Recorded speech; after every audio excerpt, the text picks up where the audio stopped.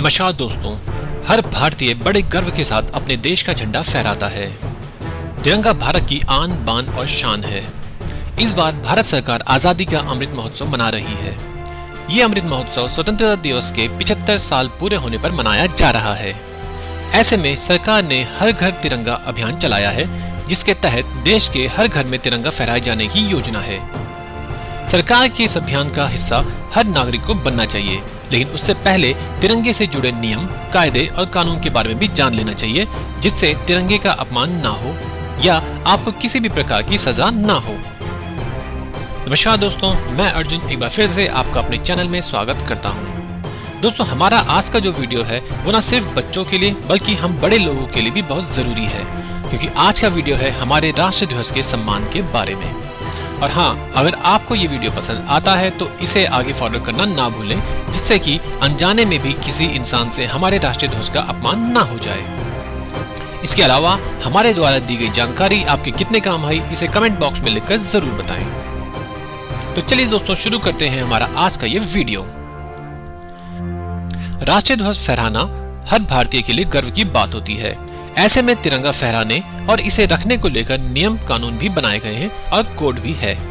तो आज यहाँ तिरंगे से जुड़े नियम और कोड के बारे में भी जानकारी देने की कोशिश की जाएगी। राष्ट्रीय ध्वज फहराने के नियम और कायदे होते हैं। दरअसल राष्ट्रीय ध्वज फहराने और इसका इस्तेमाल करने को लेकर एक ध्वज संहिता बनाई गई है।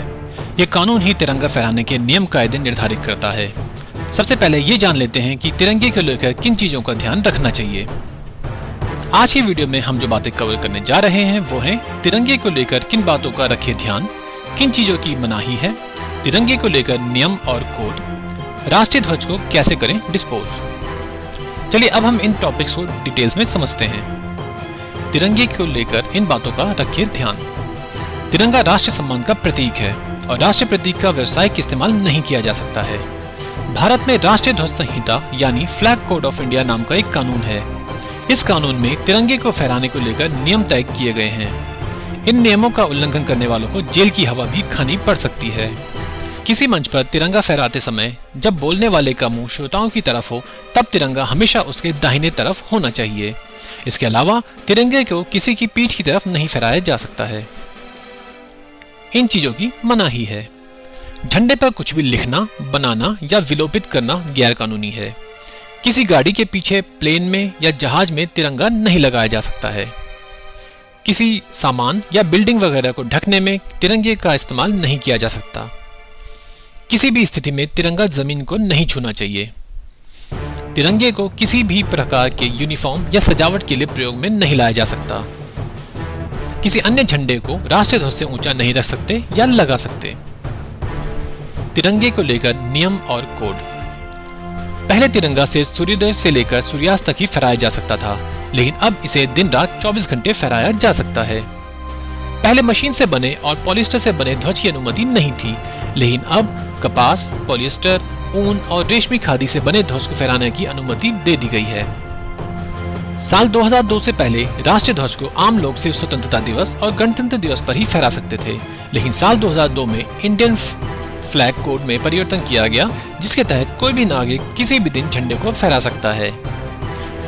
झंडे का आकार आयताकार नहीं होना चाहिए। इसकी लंबाई 3:2 की होनी चाहिए। इसके साथ ही केसरिया रंग को नीचे की तरफ करके झंडे को लगाया या फहराया नहीं जा सकता। झंडे को कभी भी आधा झुकाकर नहीं फहराया जाएगा, सिवाय उन मौकों पर जब सरकारी इमारतों पर झंडे को आधा झुकाकर फहराने के आदेश जारी नहीं किए गए हों। झंडे को कभी भी पानी में नहीं डुबोया जा सकता। इसको कभी भी फिजिकल डैमेज नहीं पहुंचा सकते। झंडा अगर फट जाए या मैला हो जाए तो उसे एकांत में मर्यादित तरीके से नष्ट करना चाहिए। राष्ट्रीय ध्वज को कैसे करें डिस्पोज। भारतीय ध्वज संहिता के अनुसार तिरंगे को 2 तरीकों से डिस्पोज कर सकते हैं। तिरंगे को सम्मानपूर्वक जलाना चाहिए या इसे दफनाना चाहिए। फट गए तिरंगे को निस्तारण का सबसे सही तरीका होता है उसे जलाना। झंडे को दफनाया भी जा सकता है, लेकिन अक्सर दफनाने में कभी मिट्टी किसी कारण से पलटती है तो फिर झंडा ऊपर आ सकता है और फिर लोगों के पैरों में लग सकता है। दरअसल आजकल अधिकतर झंडे प्लास्टिक के बने होते हैं और वह मिट्टी में दफनाए जाने के बाद भी कई सालों तक नहीं सड़ते, जिसकी वजह से वे बाहर आ सकते हैं।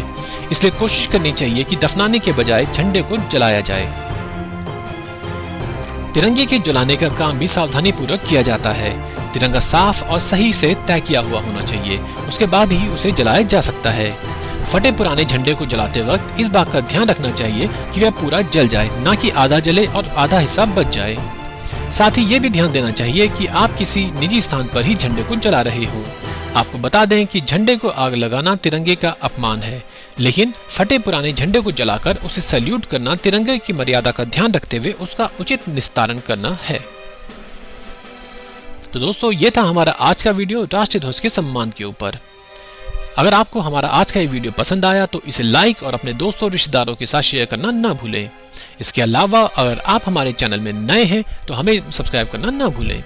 आपने हमें अपना कीमती समय दिया, उसके लिए धन्यवाद।